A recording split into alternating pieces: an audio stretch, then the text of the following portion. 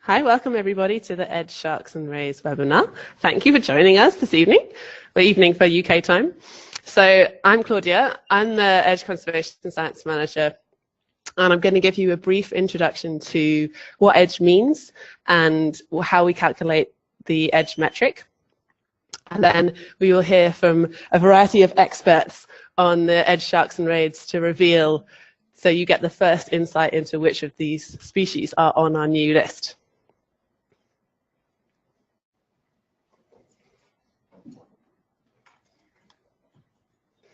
All right, next slide, here we go. So the Edge metric was first created 11 years ago now, so in 2007, here at the Zoological Society of London. And the idea was really to create a new prioritization metric that would complement other prioritization metrics already in existence. So the idea behind Edge is that there's something unique about these animals which is not currently reflected in many of the common prioritization schemes that you might be familiar with. And it's something that can sit alongside other prioritization approaches in order to successfully conserve evolutionary history. So the challenge, as I'm sure you're all aware, is that many species on the planet are in decline and are threatened and are likely to be lost if we don't act. So our challenge is that entire branches on the tree of life could be lost forever. And what we know is that the extinction of many species is non-random. So there are particular traits or characteristics about groups of animals in the tree of life that mean they're more likely to go extinct together. So we can potentially end up with a scenario in which an entire branch or an entire group of closely related species is lost altogether. And that dramatically changes the entire structure of the tree of life that's left on our planet. Now, by considering evolutionary distinctiveness, or ED, we can prioritize species that represent significant amounts of unique evolutionary history. So if we accept that we're committed to losing species, we can act and we can prioritize in a way that means the entire structure of the tree of life remains, that we can serve the full diversity of life that has evolved, and that we retain particularly unusual and remarkable Edge species. So the vision of the Edge program is that we secure this diversity of life and we secure it for future generations.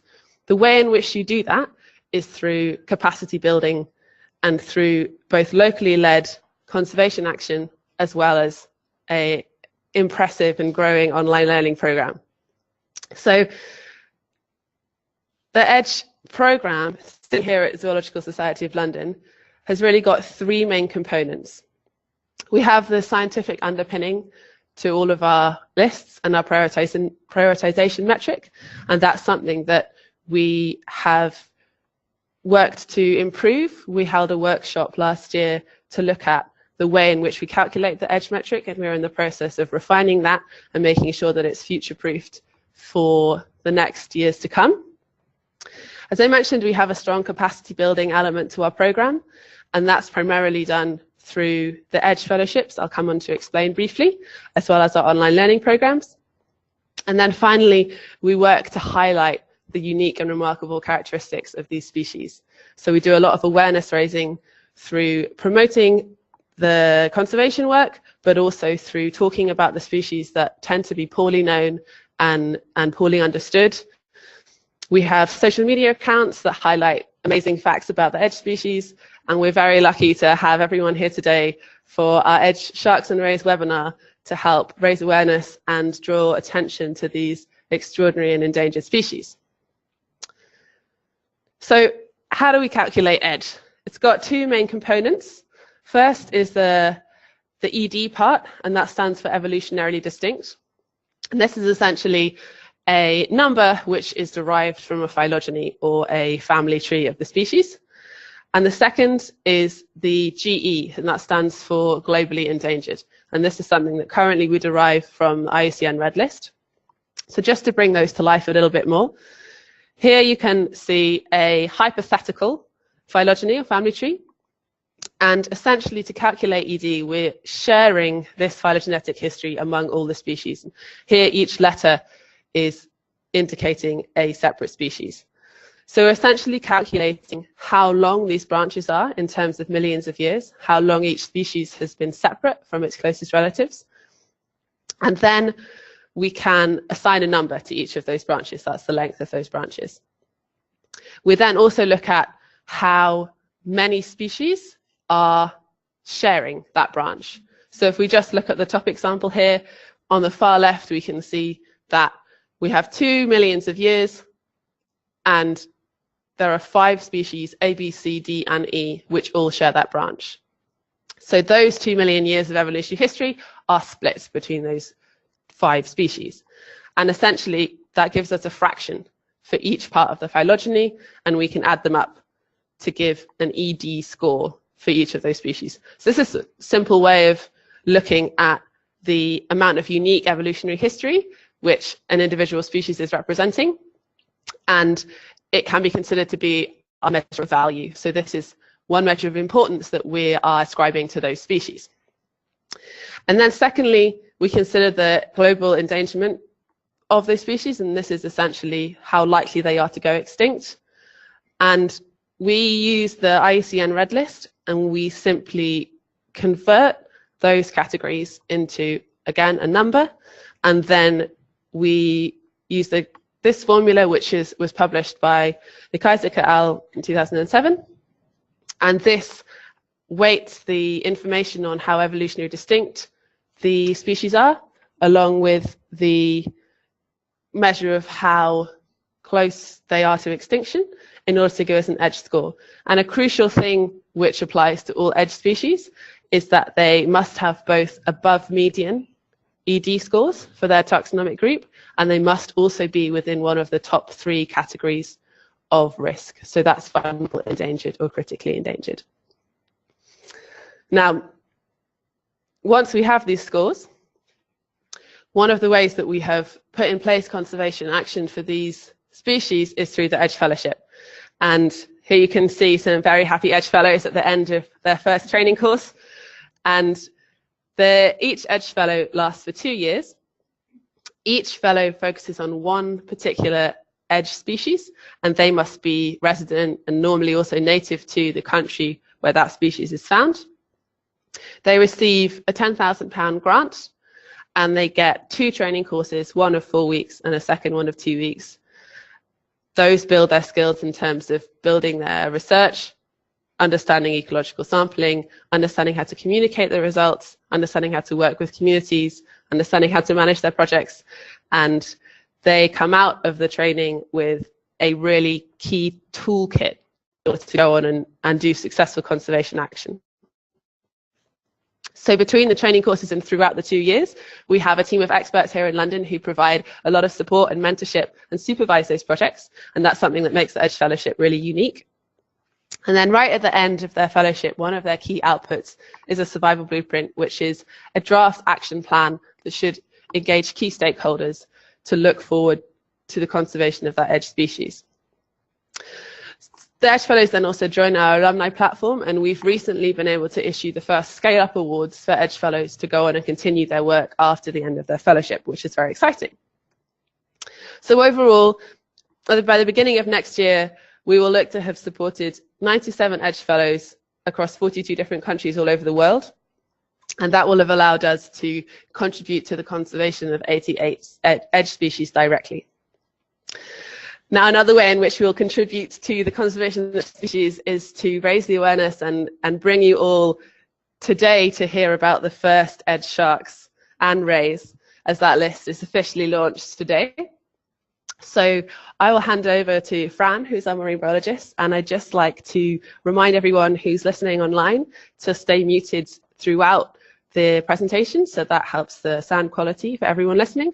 And also, if you do have any questions at any point, please send those to our email address, which will be edgesharksandrays, so EDGE sharks and rays, and that's all lowercase with no dots or hyphens or anything, @gmail.com. So we'll answer as many questions as we can at the end of the webinar, and then if there are any left unanswered, we will provide responses to those on our website along with a recorded version of the webinar. So thanks again for joining us, and I will now pass you over to Fran. Thank you, Claudia, and thank you everybody for joining us. We're very excited about our Edge Sharks and Ray list, and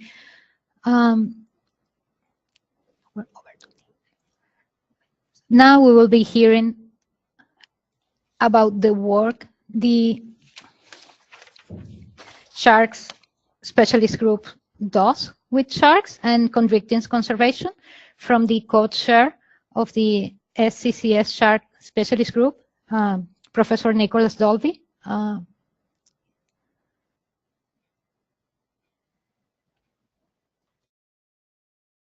Okay, good morning. My name is Nick Dulvy, and along with Colin Simpendorfer, I am the co-chair of the IUCN Shark Specialist Group, and we are charged with assessing the extinction risk of all of the world's sharks, rays, and chimeras.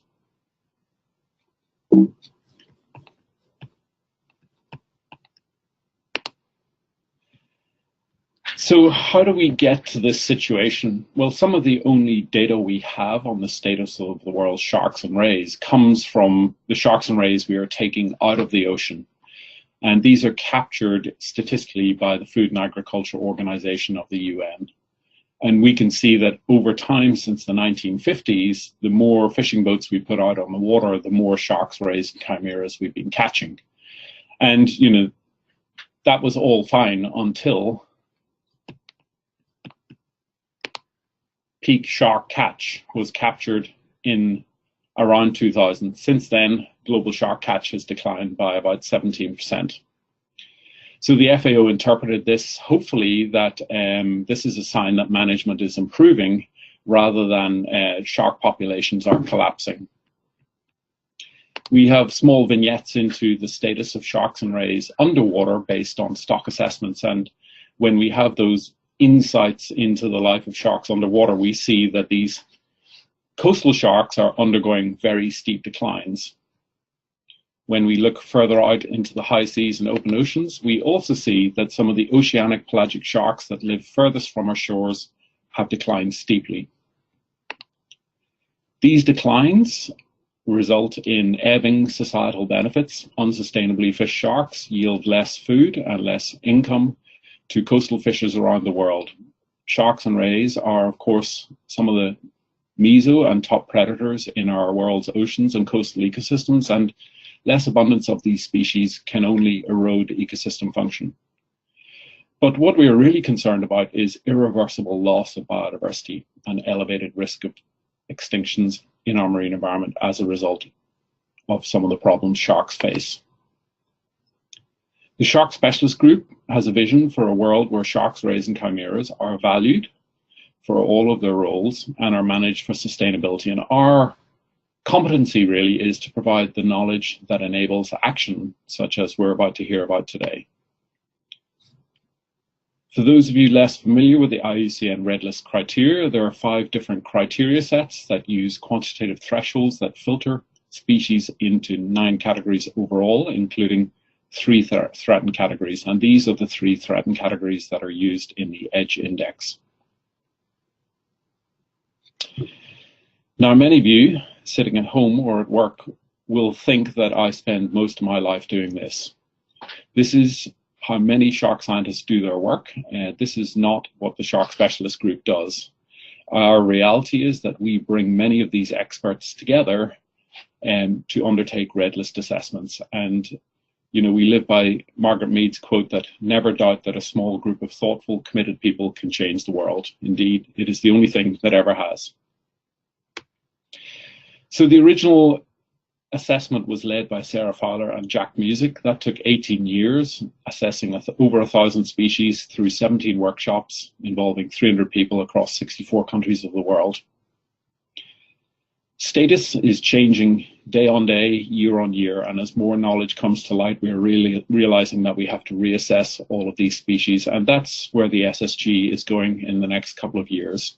Through the Global Shark Trends project funded by the Shark Conservation Fund, we will be checking to see whether conservation and management are working and whether the status of any species has improved, or indeed whether the status has worsened. But going back to the original assessment, what did we learn from that? We learned that at that time, 181 sharks, rays and chimeras were threatened on the IUCN red list, almost 17.5%. We also learned that 46% of species, nearly 480 species, were data deficient. These species could be least concern, or they could actually be headed towards extinction. From those data, we don't actually know. But we don't know nothing. We know a lot about the life history characteristics and the ecological and habitat preferences of many species. We know their depth distribution, and we can model that to develop predictive models to figure out how many of those data deficient species might be threatened. And here we have the Greenland shark, which we now know lives to possibly up to 450 years as the longest lived vertebrate. We thought might be a data deficient species that could be threatened. We also have the megamouth shark and a spotted eagle ray. So when we tally those numbers together, we find that almost a quarter of chondrichthyans are observed or estimated to be threatened. Probably our biggest finding is that, sure, many of these were sharks, but the bulk of the threatened species were rays. We should have seen this coming because Keith Brander, a UK government scientist, warned us that marine extinctions were likely to happen under current patterns of fishing. And he warned us that steep declines in the common skate may forewarn of the disappearance of the common skate.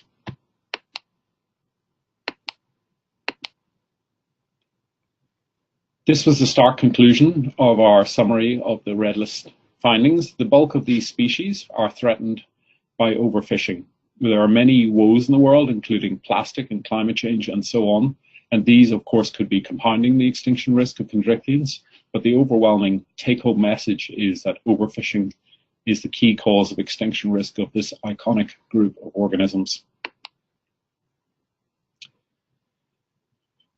When I think about sharks, and when I talk to many people around the world about sharks, this is what they're thinking of. The reality is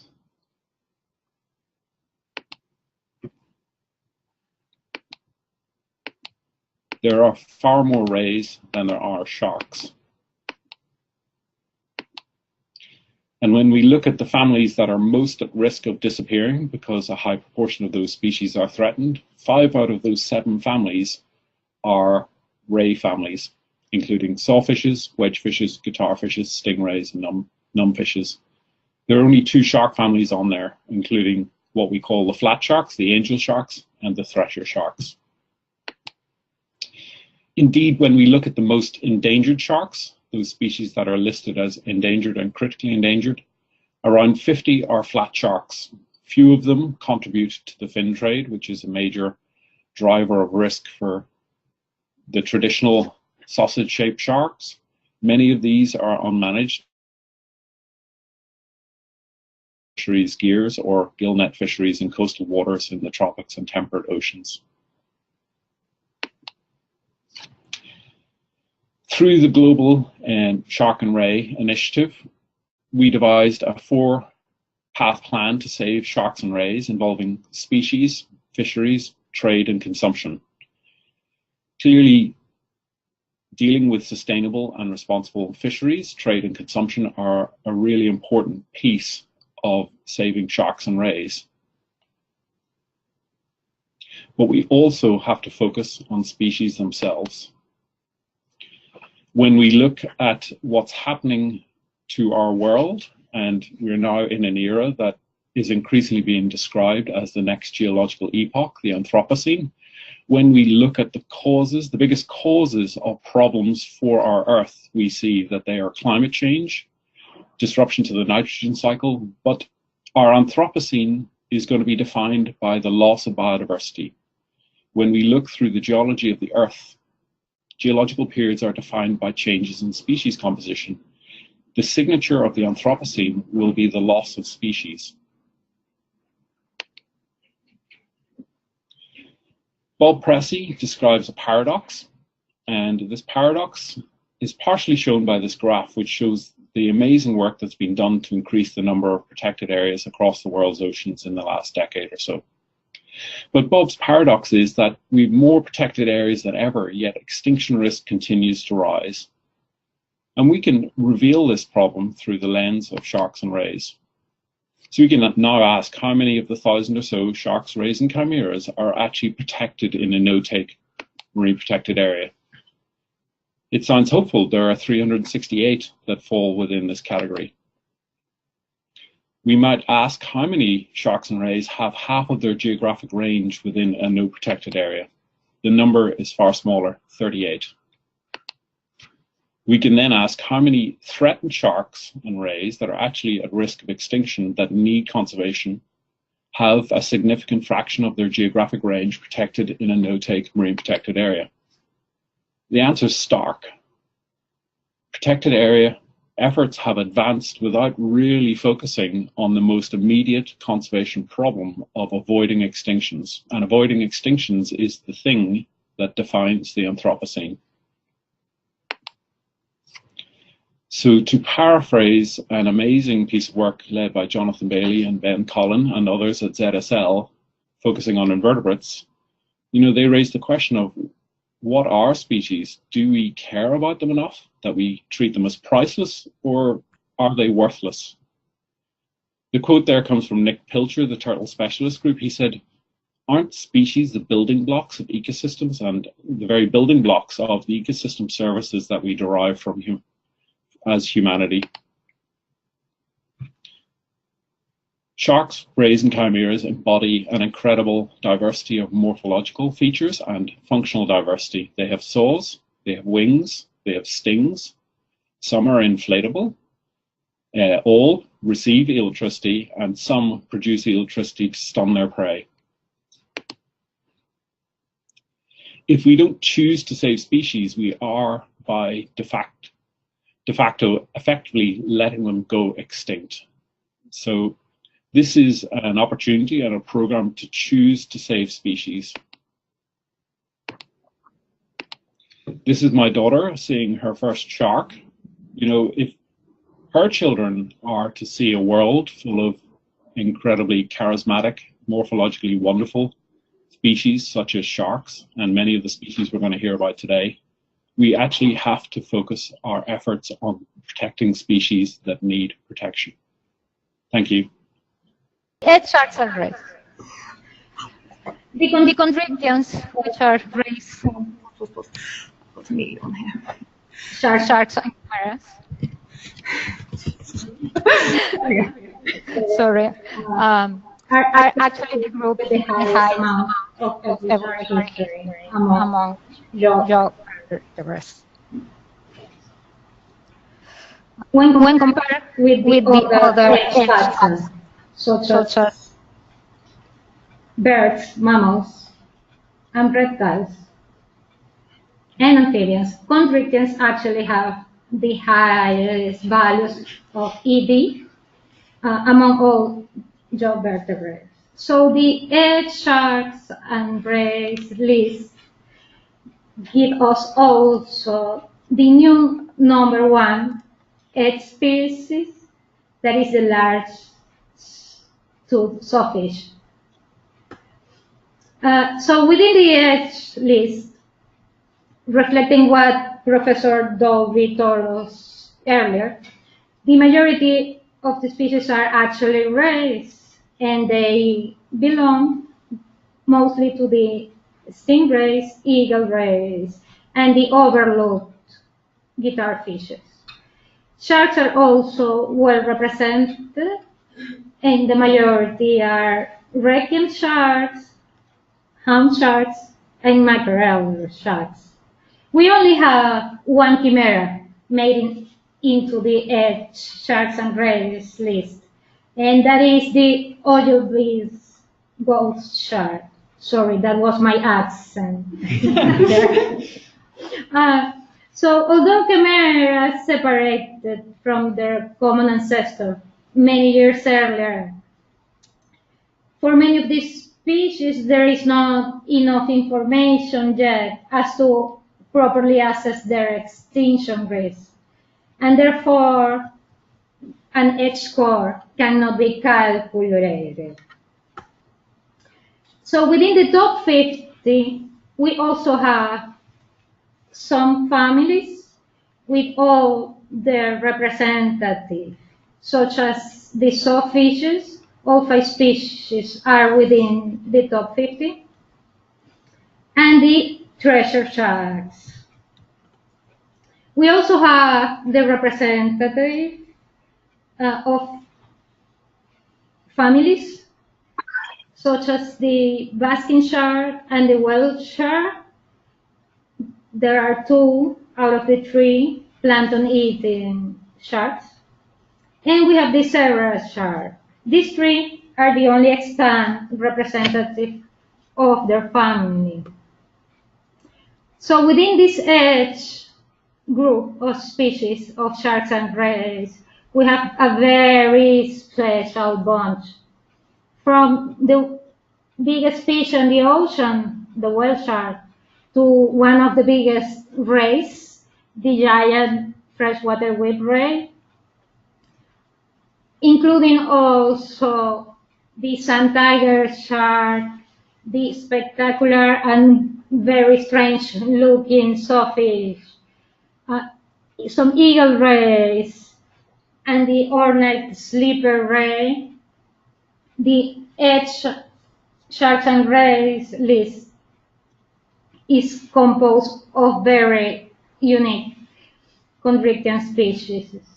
So arguably, the most predominant threats of these top 50 species are fisheries, both targeted, are also by incidental catch, the degradation of the habitat for key life stages, and also there is poor knowledge on some of these species, which hinders the capacity of delivering effective conservation action. The good news about the edge sharks and ray list is that now this group of amazing species joins our efforts of all the marine fellows that have been working in the conservation of mammals, reptiles, and corals so far. So in 2019, we'll see our 2 first shark fellows. We will have a fellow working with the large 2 sawfish, and that would be the Nat Geo Photo Art Edge fellow. That will be in Bangladesh. And we will have a Greer Edge fellow working with the pelagic treasure in Indonesia. So if you want to learn more about these special edge sharks and ray species, please go to our website and read these species accounts. You can also follow the project of our future shark fellows through our social media. But in the meantime, we want to hear a little bit more about the ongoing projects and the conservation of 2 of the species which are on our top 10, the sawfishes and the angel shark. We're going to hear from Professor Nick Dulvy again on the conservation status of sawfishes. Sawfishes.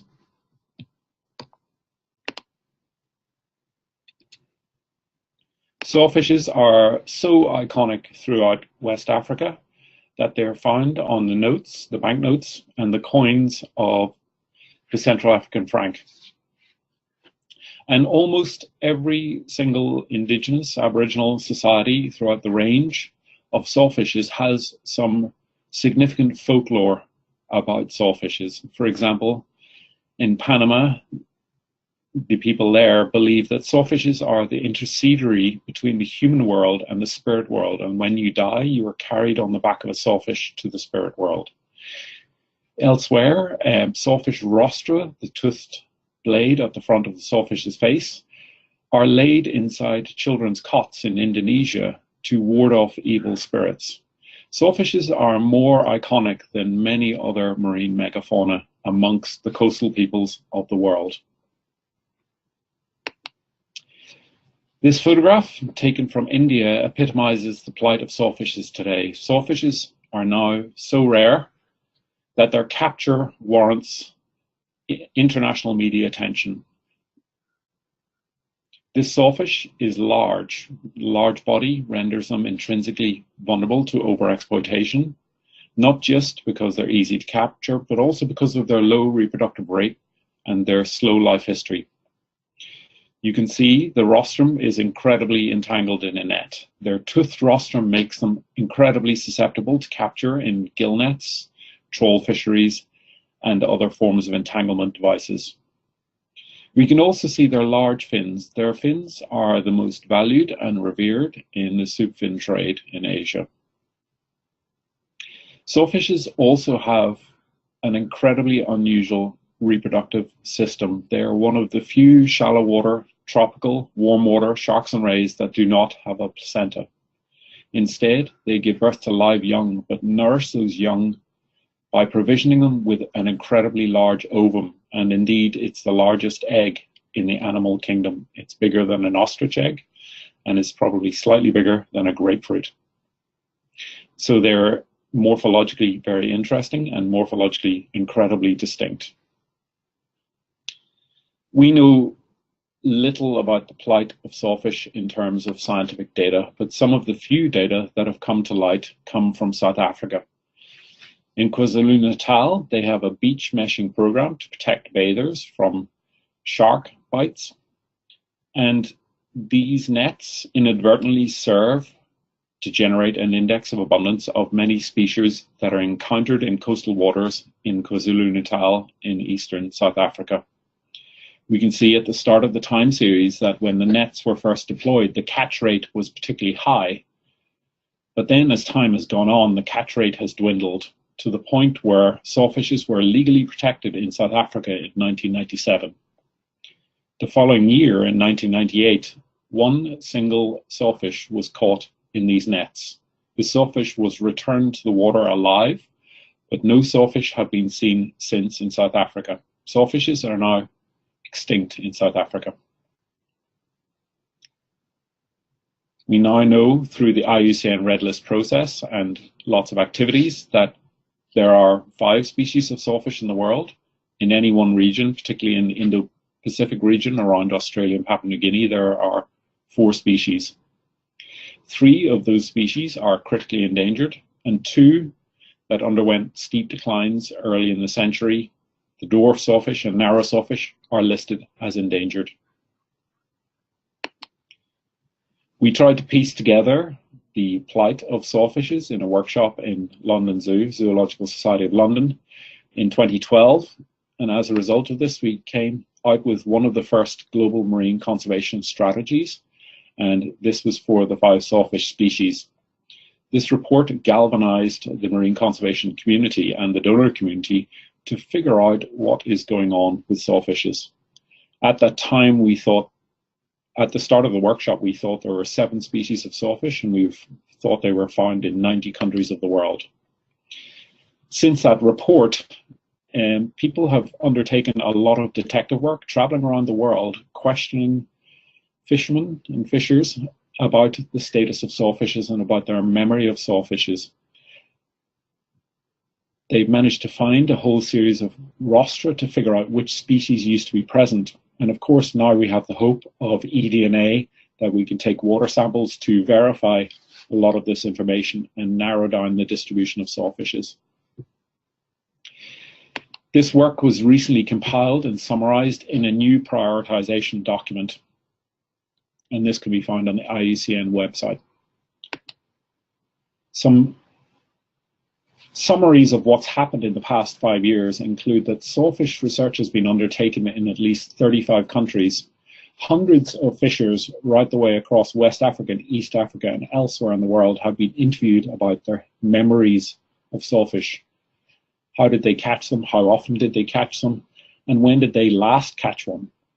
We now know through this painstaking detective work in some of the most challenging countries in the world, sawfishes were historically present throughout the waters of 78 countries.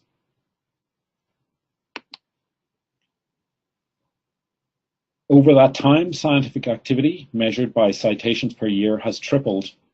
And despite this increasing and focused effort to figure out the status of sawfishes around the world, we now find that at least one species is extinct from many of these countries shown in orange. Sawfishes are now found in only 36 countries in the world, and they're protected in just 19. So this is our opportunity to focus our efforts on sawfishes and to return them to a world where sawfishes are restored through understanding, respect, and conservation to robust populations thriving in aquatic ecosystems. Thank you.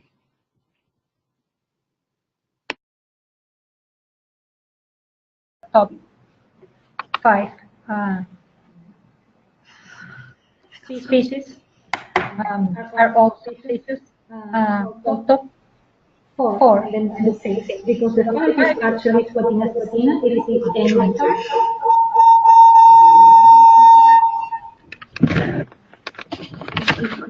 And we will be hearing a little bit more about the work that Salazar has been doing in Canary Island and in Wales with the Angel Shark project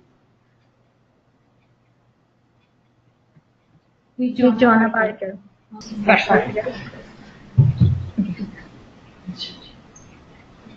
Okay. Hopefully, these two women can't this wonderful video was taken by a small video in Canary Island, and really highlights how amazing angel sharks are and how they become highly evolved to be these camouflaged, dorsal-ventrally flattened sharks.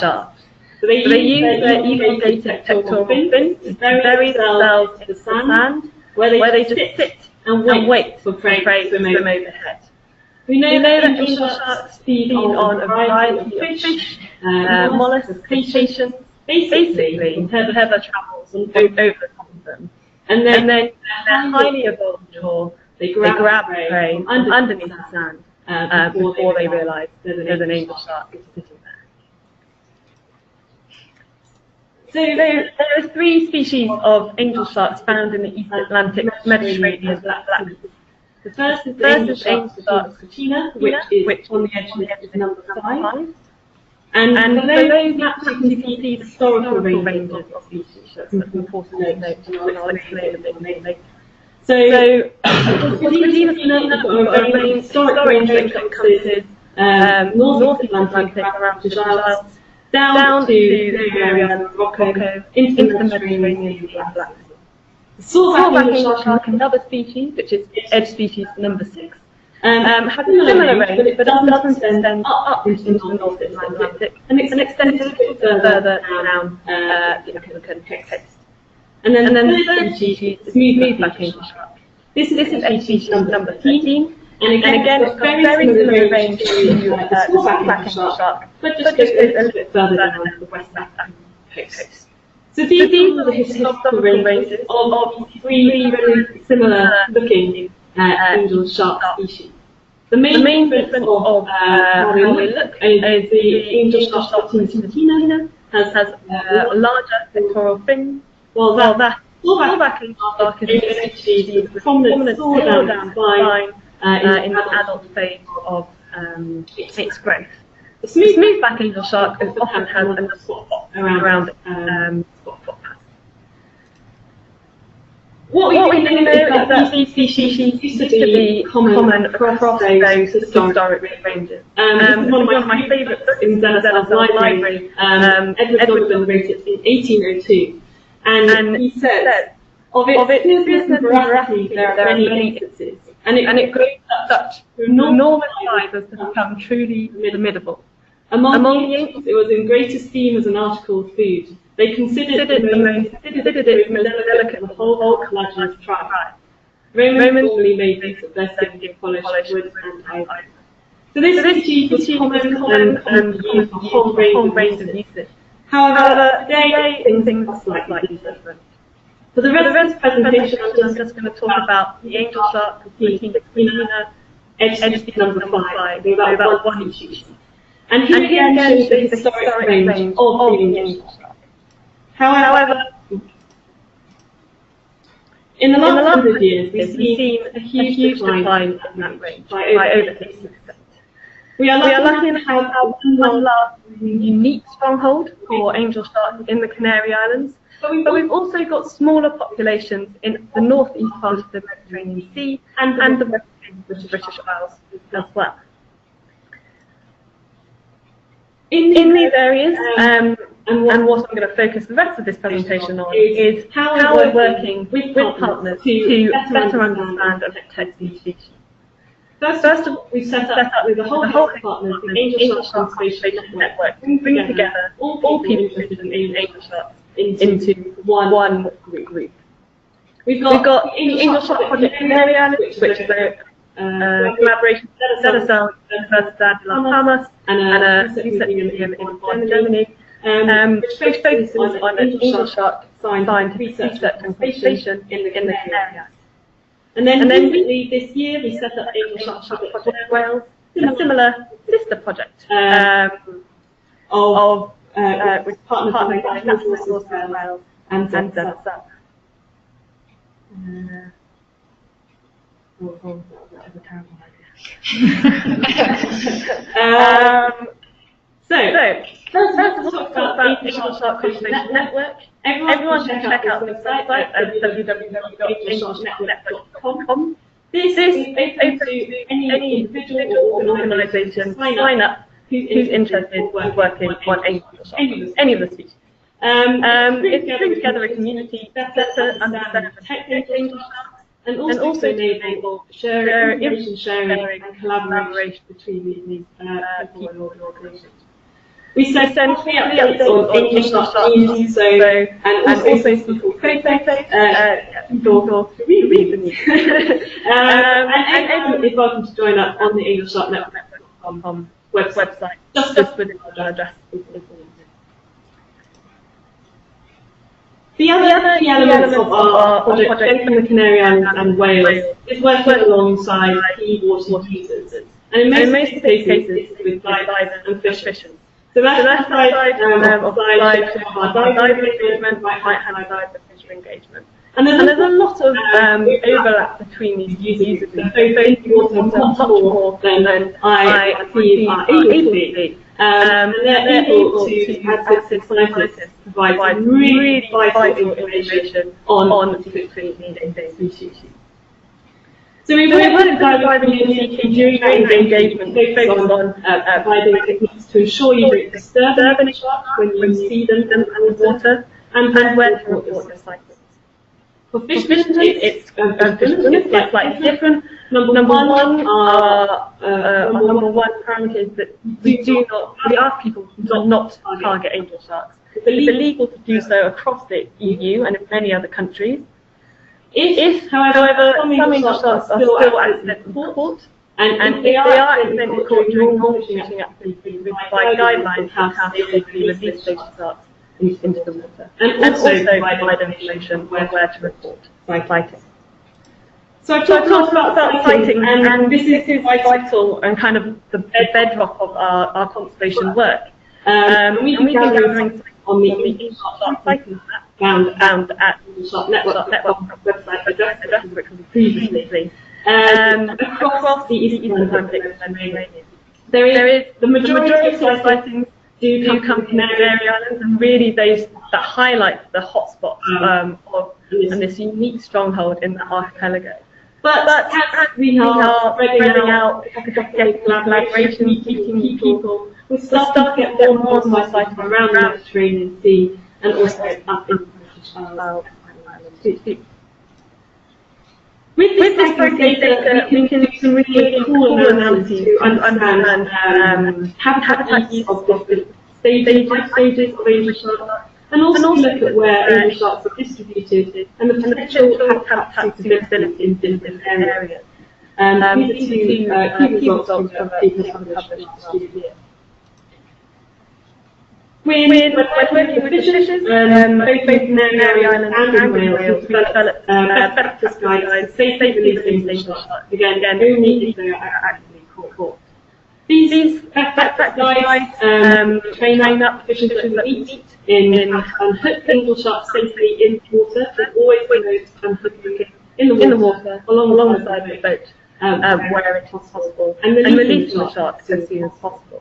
However, we are aware that in some cases it do need to handle sharks unhooked safely, and in those cases we provide specific guidance on how to do that to ensure optimal service to the animal to get them back to the sea in the best condition.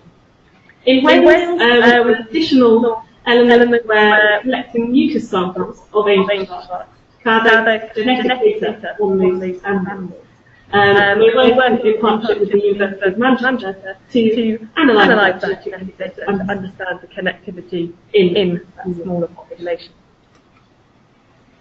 Also in Wales, it's a different situation than the Canary Islands. In the Canary Islands, I can dive and regularly 1, 2, 3, maybe 10 angel sharks per dive. However, they are not that common in Welsh waters today. However, they were previously widely seen going back in 1970 and before. So a big part of the project is work with fishers in the Welsh coast to gather historical information and memory, understand new species and timeline analyses to understand how angel shark numbers have changed over time, and identify those areas which were previously important. And all of that information is really important for us to understand now, with a smaller population of angel sharks, where it could be important for their We're bringing it all together in next year as part of the History of Angel Roadshow. So check out our social media to hear more about that. Another key within our project is completing scientific research to inform conservation. All of our conservation work is based on science, and that's the key value of our programme. In the Canary Islands, we have two main areas of focus. Number one is to identify nursery areas, so where angel sharks are giving birth to baby angel sharks, and where they're spending time growing in the area.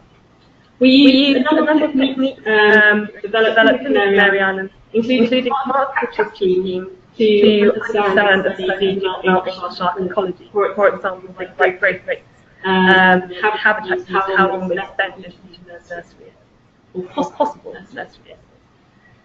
The second key research theme is looking at adult movement, connectivity, and habitat use. And the main way of doing this alongside the diversity, I must say, is by doing tagging work.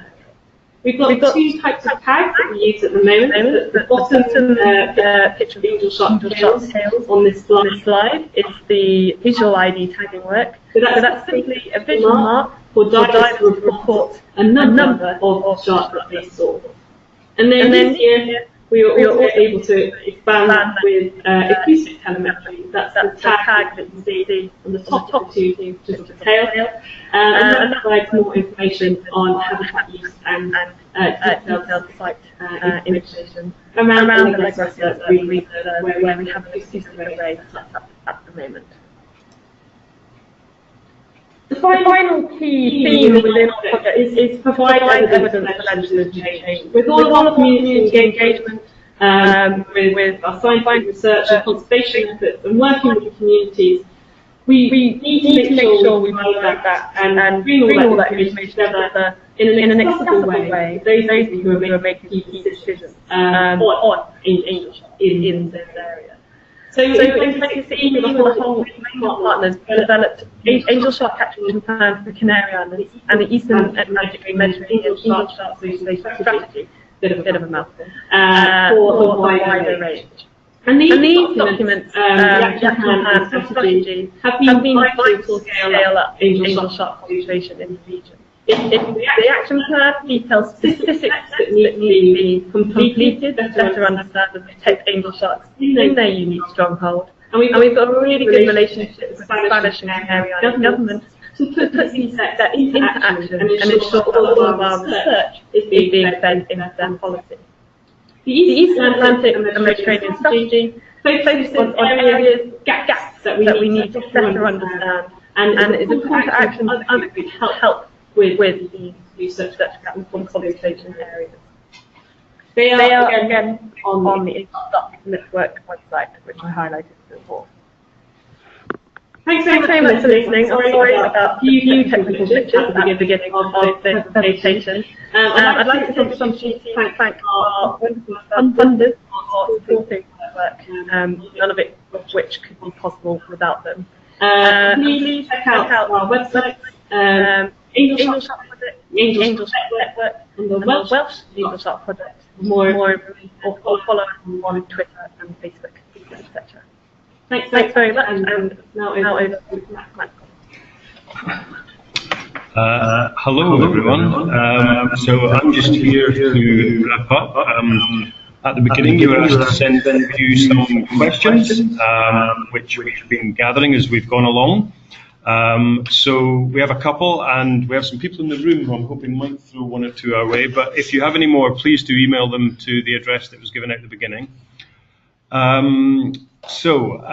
think the first one probably goes to Nick, and I think possibly you've answered this to an extent, but someone's asking, they were looking at the list and saw that many of the species at the top of the sawfish, so why the sawfish stock so much more depleted than other species of chondrichthyans? Yeah, that is a very good question, and I didn't really fully elaborate on the issue. Nick, sorry, you need to unmute. Can you hear me now? You need to turn your sound up.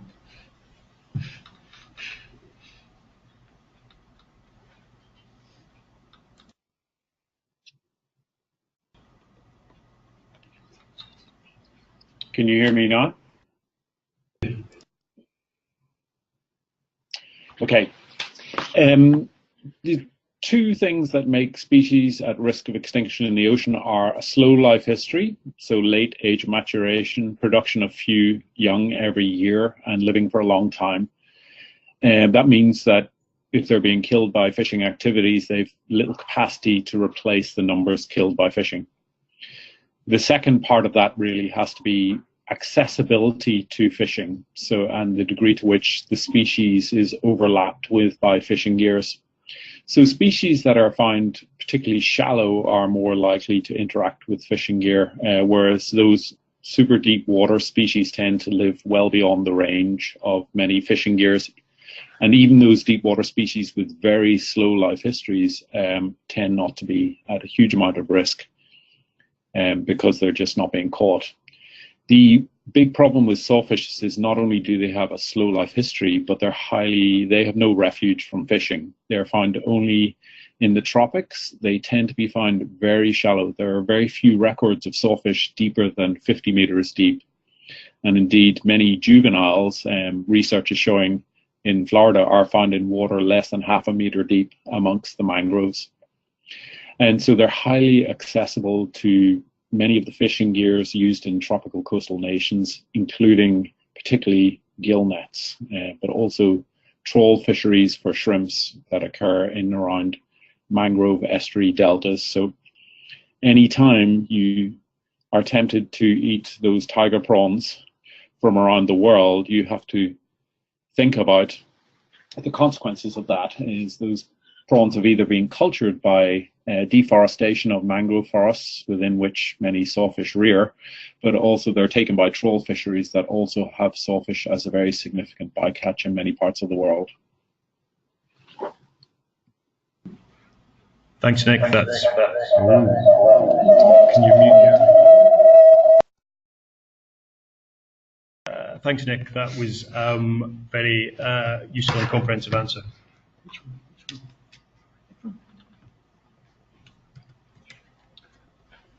Okay, I think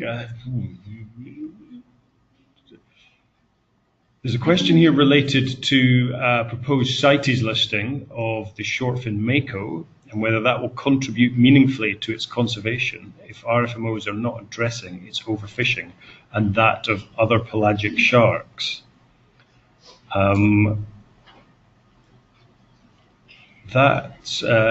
Nick, I'm going to throw this back to you. Sorry to put you on the spot there, but I think I can certainly make vague comment on CITES, but would you like to say anything to that?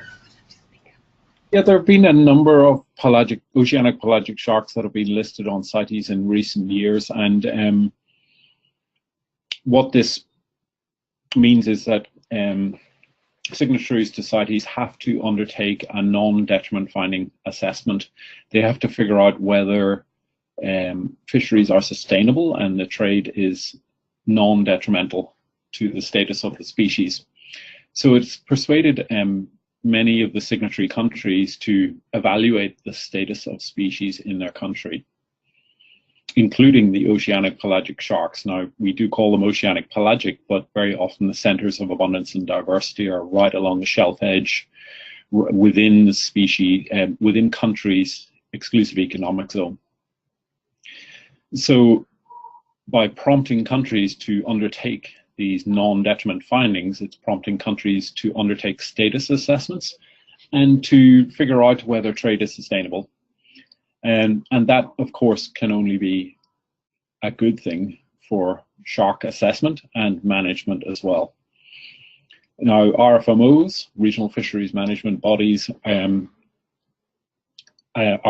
have the purview of dealing with tunas and other billfishes like swordfishes and marlins, but also sharks and rays. And shark and rays are increasingly coming under prohibitions in many of the regional fisheries management organizations of the world.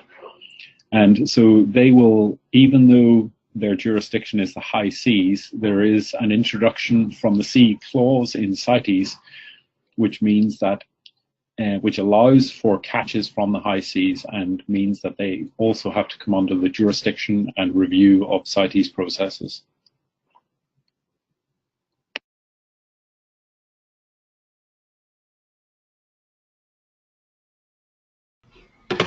Thanks again, Nick. I promise that the next one won't be. I promise the next one won't be for you. The next question we have comes back to Claudia at the beginning. So someone's written in asking that edge species only include the top 3 highest GE scores, critically endangered, and vulnerable. However, there may be species that have high ED scores that are not globally threatened at present and are predicted to become globally threatened in the near future. So based on that, it sounds as if ZSL's EDGE program focuses on reactive conservation. Is the EDGE program also being used for proactive conservation, or does reactive conservation take precedence? So thank you for your question, and thanks again to all the speakers for their excellent information delivered this afternoon. So I guess in short, yeah, currently you could consider that EDGE is reactive, but we have to have ED and GE information in order to calculate EDGE scores. And it has been decided that we should prioritise first those species which are under those 3 highly threatened categories. Now, we are certainly looking to extend the way that we use our metric in order to have a kind of watch list. So to have that more reactive approach as well, and that's something that we will hopefully be exploring and putting into practice in the near future. And those would be species, for example, would be particularly interested in ones that are data deficient in terms of they're very high ED and they could be threatened. We don't yet know what exactly their status is, but certainly if they were to become endangered, then we would like to have action on the ground for them. And similarly, near threatened species that are currently doing okay, but would need support to stay that way or to prevent catastrophic declines is something else that we would be looking at and potentially building into that framework. So keep watching and keep in touch with the EDGE program, and we will be exploring ways to have that proactive approach in the near future.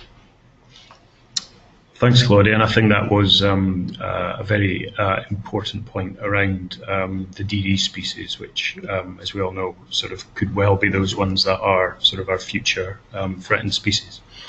We also have a question that relates to EDGE working with communities. So EDGE programme aims to involve communities in their conservation efforts. Would that create a bias towards shark and ray species and marine areas near the coast where local communities are found, rather than offshore marine areas? Hi, yes, that's actually a very good question. In most of our projects with our fellows, we actually encourage them to have two aspects on their projects. Basically, one covering the bioecological aspect of the species, and the other one, the social aspect. However, that social aspect is not necessarily needs to be focused on a local community. It can be actually describing, identifying, characterizing the threats. Also can be describing if there is trade of parts or trade on the species. And also the community part, even if it is at high seas, if one of the pressing threats is related to trade or consumption, there is a human aspect involved there. So that would also be a thing to consider that will qualify a project to be submitted to the EDGE Fellowship Code. What we try to encourage is actually more on ground or on the sea, as in this case, conservation projects, rather than only highly scientific projects. Okay, that's really helpful. Thank you, Fran. I think this is probably going to be our last question. And Nick, it will come back to you, but I think you'll like it. I think you're probably going to find it quite helpful. We've got a question from somebody in Madagascar who says, I work in Madagascar and regularly see sawfish rostrum for sale in artisanal markets and tourist markets, particularly in the northwest. And there's a few questions here. Are there currently any ongoing projects looking at sawfish in Madagascar? And also, how can I identify species from their rostrum? Are there any keys I can download, for example? I think we'll put this person in touch with you because they sound like it might be quite a useful contact. But any thoughts would be really, really good. To be honest, the Shark Specialist Group is really, really pleased to hear from people like you who are working in country, and of course, you know, we tend to focus at a global strategic priority setting level, working through individuals like yourself, and we'd love to hear from you. If you could maybe email us offline and we could talk. Madagascar has been a personal priority of mine and a priority of Ruth Leaney, who has been working in Mozambique. She transiently managed to do some surveys in Madagascar and try to engage the Malagasy government in conservation planning for sawfishes, but unfortunately we didn't have any resources to continue the effort. So we do hold out hope that places like Mozambique and Madagascar still have sawfishes, and that we can galvanize enough people like yourself and empower enough people like yourself to help contribute to figure out the status of sawfishes and to contribute to conservation. Thanks very much, Nick, and we'll make sure to pass on this information because it sounds like it'd be really useful. And I think that was really one of the hopes from the webinar today, is that, you know, we bring people in that perhaps hadn't previously been able to share this kind of information that ultimately will be really helpful in progressing conservation efforts for some of these species. As I say, that's going to be our last question. So I just wanted to say a few thank yous and a few words to wrap up. I was looking at my email today, and my first email related to the Edge Sharks project in its infancy was actually in July in 2009. So I'm personally very pleased that we've now got to a point where we're launching. There's been a huge amount of hard effort gone into this by many, many people. Yeah, it's just really fantastic to see us launching the project. I think Edge is a superb example of how we can turn science, so the genetic, phylogenetic analysis, and the science that goes into the red list assessments, into on-the-ground conservation. And having 2 fellows to begin this work is such a great start. I think in recent years there's really been a shift in attention towards some of these less understood species. Some of the more, and I'm using air quotes here, charismatic species are perhaps getting slightly less attention, and we're looking at things more like the sawfish and the angel sharks that we've heard today. And this is a great example of this sort of shift in conservation attention in the shark world. And with the concern relating to species such as wedgefish and guitarfish increasing, it really feels timely that Edge Sharks is being launched just now as an additional tool to prioritise conservation of these species. So with that, I'd really, really like to thank all of our speakers for such informative talks, and for Nick joining us from afar and early in the morning. I'd really like to thank our funders, who we definitely wouldn't be able to do this without. So Save Our Seas Foundation, the Mohammed bin Zayed Species Conservation Fund, and the Rufford Foundation. And I'd like to thank you all that have joined the webinar, because your presence and your questions have really made this a really valuable exercise today.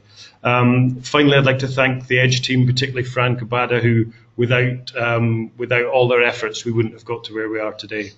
We'll be archiving this webinar on the Edge website, so please do spread the word. If people couldn't join today, then it'll be there for them to see. So thanks again for joining us, and have a good morning, afternoon, evening, or night, depending on where you're joining us from. Thanks and goodbye.